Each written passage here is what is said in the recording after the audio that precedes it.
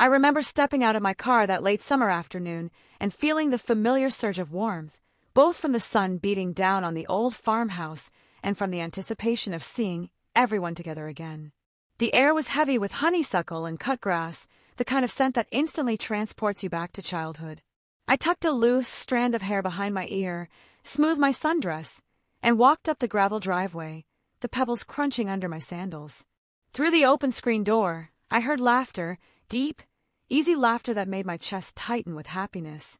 It had been nearly a year since we'd all managed to gather in one place, and I'd missed it fiercely.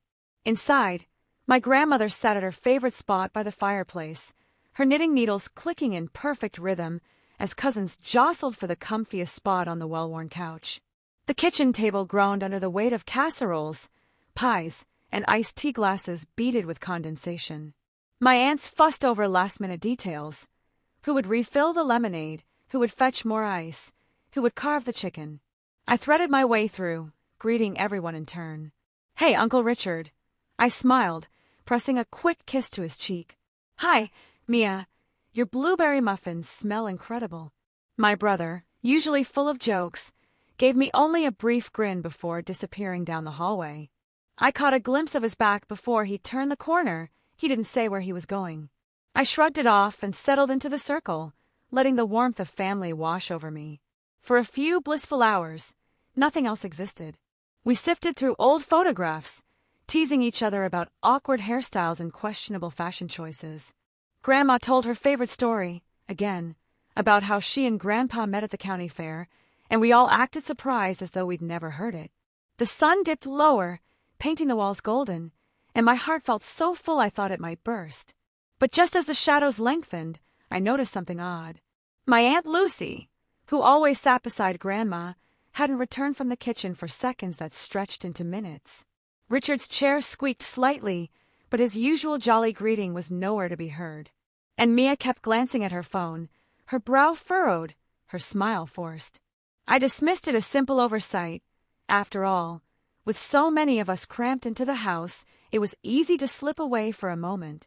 Yet that uneasy flutter in my stomach wouldn't go away. I tried to laugh along with the teasing about my childhood obsession with horses, but each giggle felt hollow, echoing in a room that suddenly felt too big. When Grandma finally stood, her knitting tucked under one arm, I glanced at the porch and saw her favorite rocking chair swaying gently, though I was certain no one was sitting there. I swallowed hard, blinking at the empty space.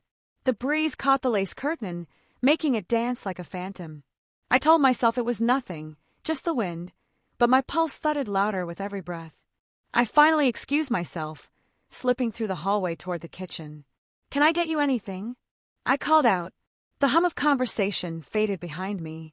The kitchen was quiet.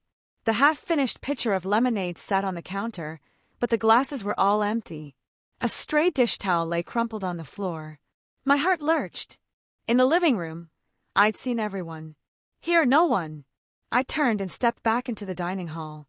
The long table where we'd just been eating food and sharing stories now looked surreal, plates pushed aside, flowers in a vase still fresh, candles unlit. And yet every chair was empty. I exhaled, trying to steady my racing thoughts. Surely, they'd just taken the back porch, or wandered into the yard. Family being family, I took one more deep breath and walked outside. The grass was cool under my bare feet. I scanned the yard. Picnic blanket folded, grill lid closed, garden tools leaning against the shed. No sign of life. I called their names softly at first. Mom? Dad? But the only answer was the whisper of wind through the old oak leaves. My voice grew louder. "Aunt Lucy? Mia? Grandma?"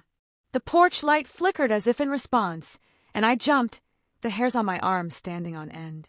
My heart pounded against my ribs, so fiercely I thought someone would hear it inside. I hurried back in, door slamming behind me. My phone buzzed. A message from my brother.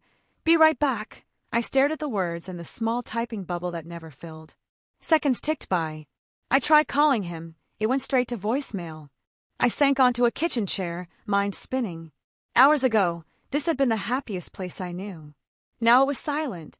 Chairs sat in neat rows. Dishes cooled on the table. Sunlight filtered through crocheted curtains, but every flicker of warmth felt like a lie. I pressed my forehead to the cool tabletop, closed my eyes, and let the silence wash over me. In that stillness, I realized with a chill that this was more than just a family member stepping out for a moment. Something had shifted, something terrible. And the moment I opened my eyes, I understood. The gathering had gone silent, and I was utterly, agonizingly alone. The sun had slipped behind the treeline by the time I realized something was very wrong. Dusk settled over the farmhouse in a wash of purples and grays, and the warm glow of laughter and conversation I had felt earlier felt muted, almost distant, as though it belonged to another world. I lingered in the kitchen doorway, absently tracing the chipped paint on the frame. The room smelled of rosemary and lingering grease from my aunt's famous roast. Empty glasses of sweet tea glistened on the counter, but no one was there to refill them. My heart thumped as I took a step inside. I told myself my cousins had wandered outside to watch the fireflies, or that my mother had slipped upstairs for a moment's quiet. But the silence reminded me of a paused record. The music stopped, and now there was nothing. I wandered into the living room. The photo albums lay open on the coffee table, their pages splayed like memories caught in mid-sentence. I ran my fingertips over a picture of us at the county fair, grinning, wild-haired, completely carefree, and a cold knot tightened in my stomach. I stood up straighter when I heard a faint shuffle beyond the hallway. "Hello!" I called, voice thin. No answer, only the soft creak of floorboards as though someone had just stepped away. I followed the sound into the hallway, heart hammering. The old carpet muffled my footsteps. Door stood slightly ajar. Grandma's room, where her bedspread was neatly tucked. My cousins turned off radio hiding beneath a pile of clothes, the guest bathroom with its towels folded just so. Everything looked ordinary until it didn't. A dresser drawer, once closed, was now gaping open. A single sock lay on the floor. I opened my mouth to call again, but my words caught in my throat. I backed into the hall and leaned against the wall, breathing shallowly. My mind raced. They can't all be gone. I tried to blink away the rising panic and reminded myself that families wander inside a big house. I told myself they'd soon call me back to the kitchen for dessert. Yet each minute stretched longer than the one before. I crept toward the back door, pressing my palm against the glass. Outside, the yard had grown darker, the porch light flickered like a dying lantern. I scanned the scene, garden chairs stacked neatly, but the picnic table left untouched, plates and napkins still in place. The hose coiled by the flower bed, the wind chimes silent. Even the cicadas had hushed. My vision blurred with worry. I reached for the doorknob, cold metal that turned easily under my hand, and stepped out onto the porch. The air was heavy, sticky with the promise of rain. My breath clouded in front of me as I whispered their names. Aunt Lucy, Uncle Richard, Mia, Grandma. My voice sounded small, swallowed by the creeping shadows. No one answered. No shoes shuffled on the wooden boards. Just the wind stirring the curtains and the soft hum of nothingness. I ventured down the steps, willing my phone to light up with a message. Be right back, but the screen was dark. I tapped the button again, still nothing. Comments from earlier conversations echoed in my mind. Mia's offhand mention of feeling uneasy that afternoon. Grandma's odd, distant look as she handed me a cup of lemonade. I chastised myself for not trusting those instincts sooner. With a trembling finger, I dialed my brother. The phone rang once, twice, then went to voicemail. Call me back. I pleaded into the dead air. Silence settled over me thicker than the night itself. I walked the perimeter of the house, checking every window, every shadowed corner. The barn at the edge of the property, where we played hide-and-seek as children, was dark, doors latched tight. The old oak tree stood sentinel, its gnarled branches reaching out like arms, but no one clung to them for comfort. I paced back and forth, the gravel crunching underfoot, until my shoes felt wet with sweat and regret. Inside, the house seemed to sigh, wooden floorboards creaking under their own weight.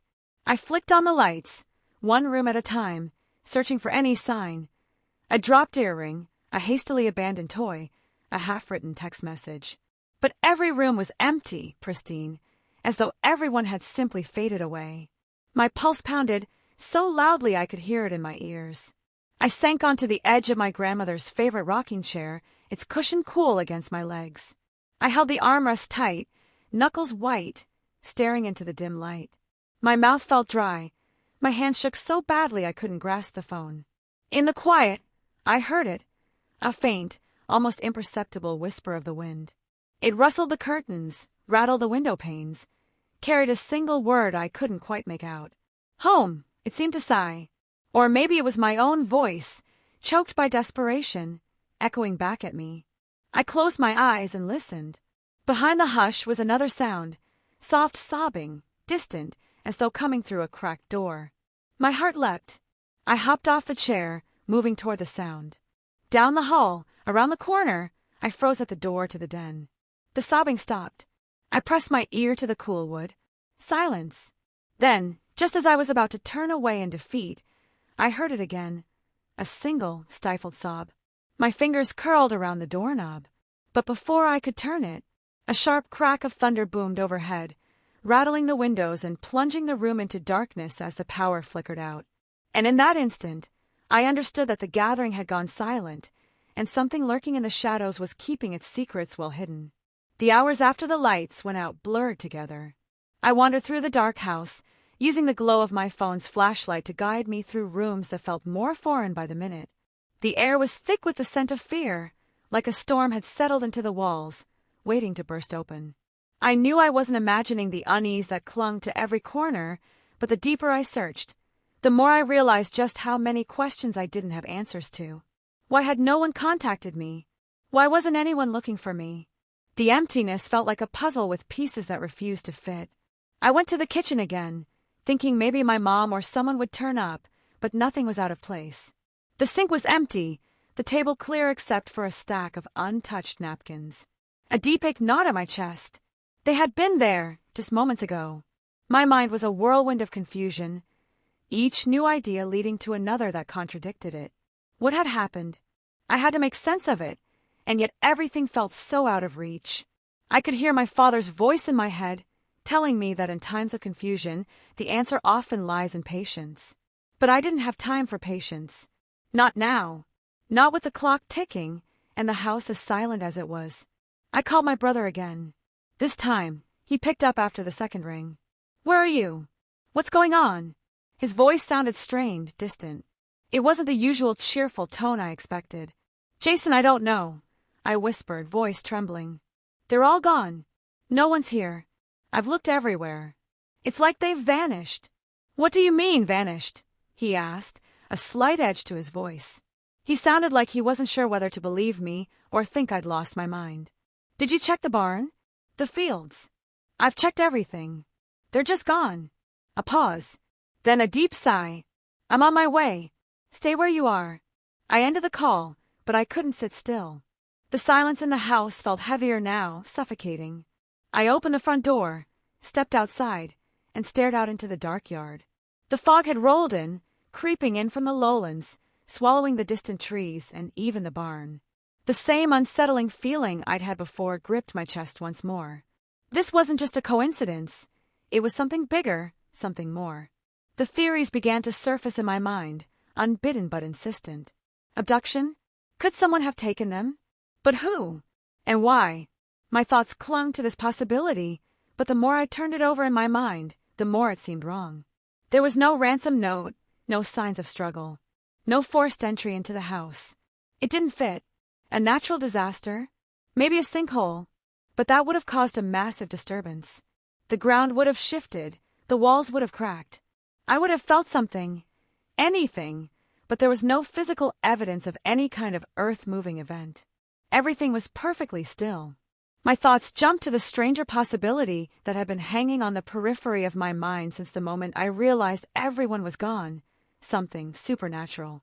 I hadn't believed in that kind of thing before, not in ghosts or eerie premonitions, but the entire day felt wrong. From the moment we'd gathered for the reunion, it had felt like something was about to happen. I could almost hear the whispers in the wind, feel the tension in the air. But I couldn't stay in my own head. I had to look for answers, and there were only so many places left to search. I grabbed my flashlight and walked toward the barn.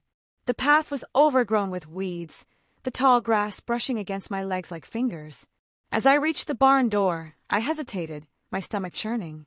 Something about the barn felt different, more ominous. I pushed the door open with a creak, the sound echoing in the emptiness. It smelled of hay and dust, and the low beams overhead creaked with the wind.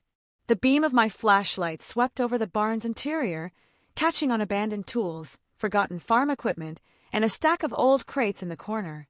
I was about to turn back, thinking there was nothing here, when something caught my eye, a shadow. I froze. It wasn't the kind of shadow that danced with the light. It was still, crouching at the far end of the barn near the back wall. I couldn't breathe. The shadow didn't move, and for a moment, I wondered if I had imagined it. But then I saw it again, more distinct this time, as though it had been watching me all along. "Hello!" I called, voice quivering. "Is someone there?" No response. I stepped forward, the floor creaking beneath me, and the shadow seemed to shift, to blend in with the dim light. I took another step, then stopped in my tracks. A small, metallic object glinted on the floor. It was a ring, a silver ring with a unique engraving on it. I bent down and picked it up, recognizing it immediately. It was my father's. The realization hit me like a physical blow. My breath came in short gasps. Why was his ring here? He hadn't worn it for years. He never took it off. It was a family heirloom. As I stood there, staring at the ring, something else occurred to me. The shadow, the ring, the eerie silence. Everything seemed connected, but to what? A chill ran through me, not just from the cold night air, but from the deeper, darker feeling that settled in my bones. My father wasn't just missing. He was a part of whatever had happened that night. And I was standing on the edge of something much bigger than I could comprehend. I ran back to the house, clutching the ring, my mind spinning with possibilities. It wasn't just my family that had vanished. Something bigger, something far more dangerous was at play. And the only way to find out what was to keep searching. But time was running out. The days after the barn discovery felt like walking through molasses. Every step forward was slow and sticky with fear. I held my father's silver ring in my palm as if it were both proof of their existence and proof of their disappearance. I replayed that moment over and over, the glint of metal in the flashlight's beam, the hollow echo of the barn, the snap of thunder that swallowed my breath. I spent the first morning perched on the porch steps, phone pressed to my ear, calling every friend, relative, and neighbor I could think of. "Have you seen Grandma? Aunt Lucy?" My voice cracked on each name.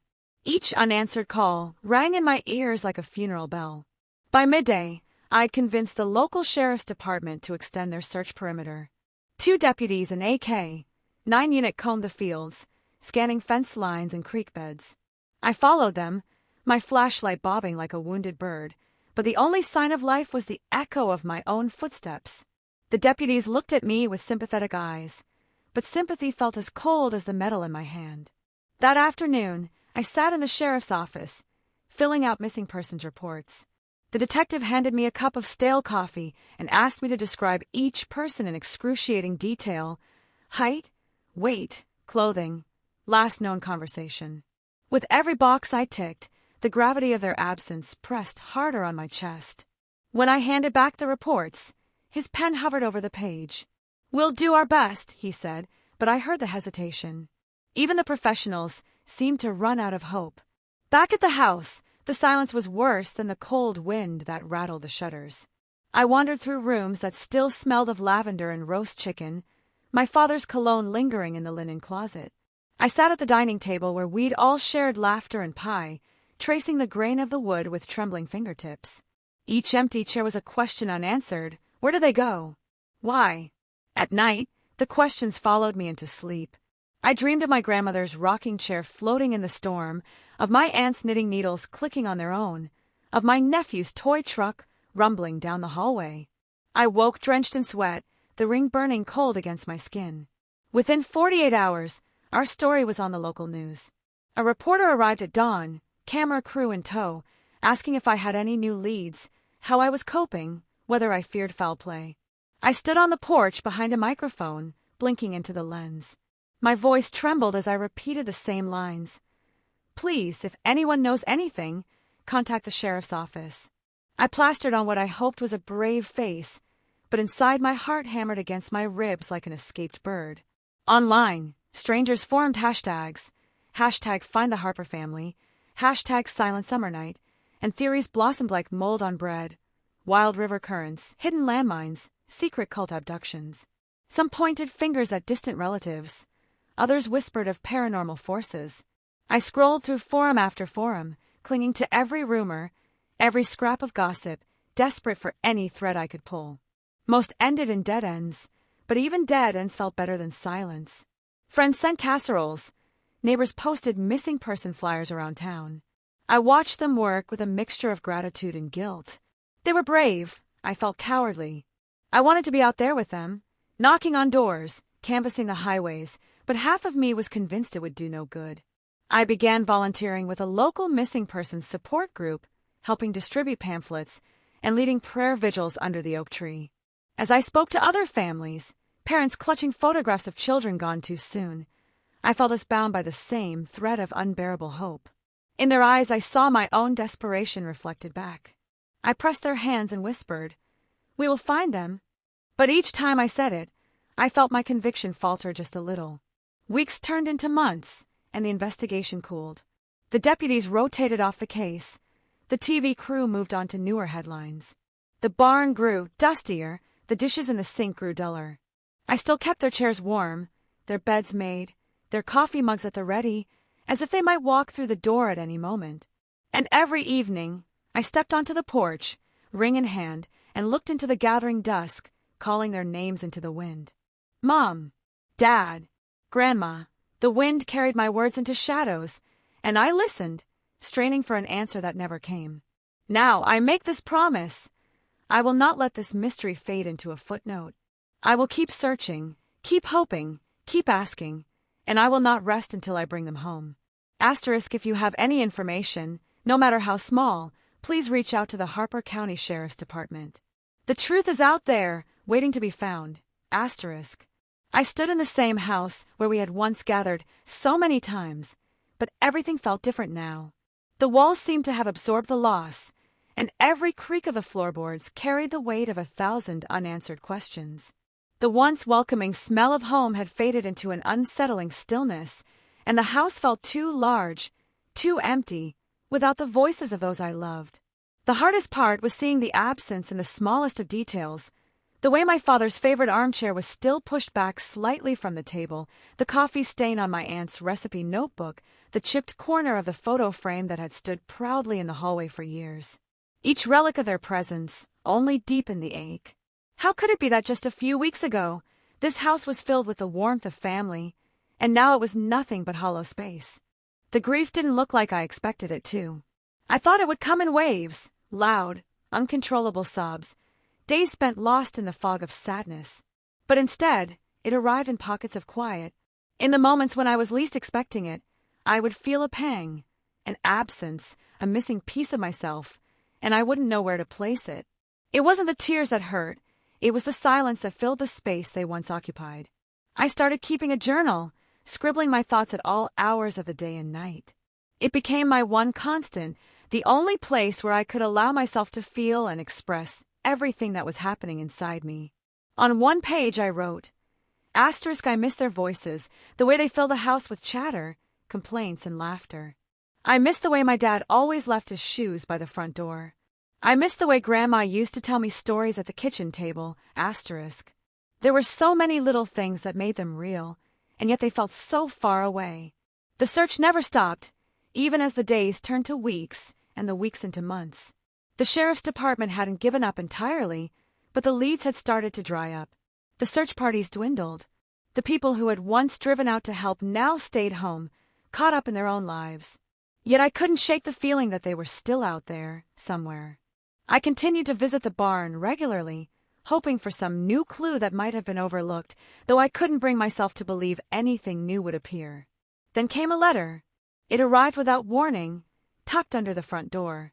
I recognized the familiar script immediately. It was from my Aunt Lucy. But she was missing. The letter was dated weeks after her disappearance. It wasn't a letter at all. It was a map, an old, crumpled piece of paper with a series of locations marked with red X's. I stared at it for what felt like hours. The blood drained from my face. This couldn't be real. Could she have left a message for me, a trail to follow? Or was it some twisted joke? As time passed, Our small town began to heal in its own way. People returned to their routines. The grocery store saw fewer empty eyes. The church pews were filled again, though the seats once occupied by my family remained eerily vacant. Even with the media's attention long gone, whispers of the missing family still lingered, a constant murmur in every corner of town. I had become a fixture, almost like a ghost in the town's daily life. They would see me at the diner, ordering coffee and sitting alone. They would wave as I passed, some offering pitiful smiles, others averting their eyes altogether. It was as if my family's absence had become something we all silently agreed to endure, an open wound in the middle of our everyday existence. But I couldn't keep pretending everything was fine. I couldn't bury this pain any longer, no matter how much I wanted to. The townspeople were moving on, but I couldn't. I still remember their faces. I still felt the warmth of their hugs, the sound of their laughter filling the house. I couldn't just walk away from that. One night, as I sat in front of the fireplace, its flames no longer comforting, just a flicker of what was, I realized something. I couldn't bring them back, no matter how many maps I found or how many vigils I held. I couldn't undo the pain that was etched into my heart. But I could ensure that their memory didn't vanish along with them. I began working with the sheriff's department more closely. I became an advocate for those missing in the community. Slowly, I started building connections with other families who had gone through the same thing, families whose stories hadn't been told. We met in small, quiet groups, sharing our experiences, our hopes, our frustrations. There was no easy answer, no clear path forward, but there was solace in knowing we weren't alone. Through all the tragedy, I realized that the truth wasn't always in finding the missing, it was in honoring their lives and ensuring their stories lived on. We gathered together at town meetings, pushing for better systems for finding the lost, for supporting families when their worlds were turned upside down. We worked toward a future where people didn't just disappear without a trace and then fade into the background. I began volunteering at the local shelter, visiting schools to talk to children about the importance of keeping in touch with loved ones, about never letting someone be forgotten.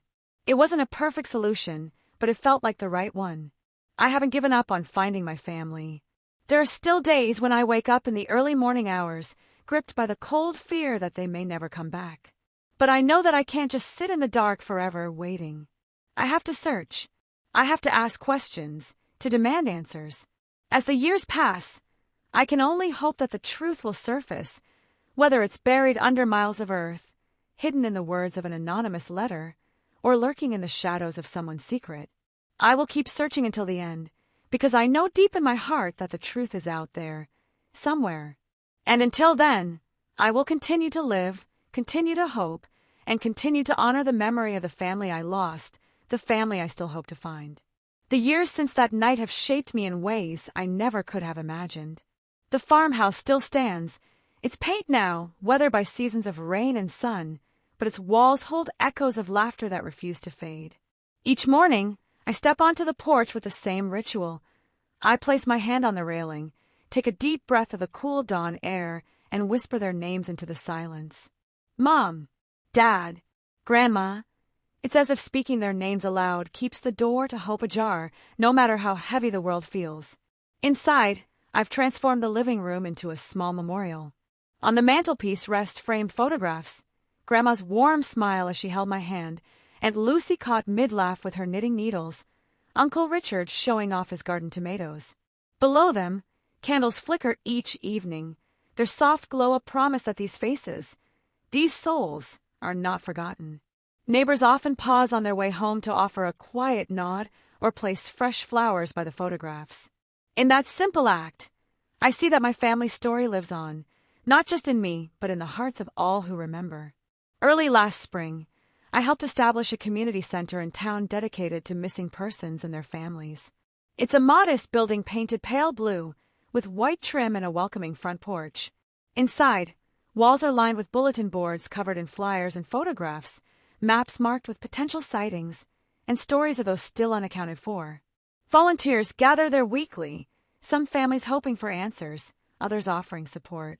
In their shared grief, they find strength.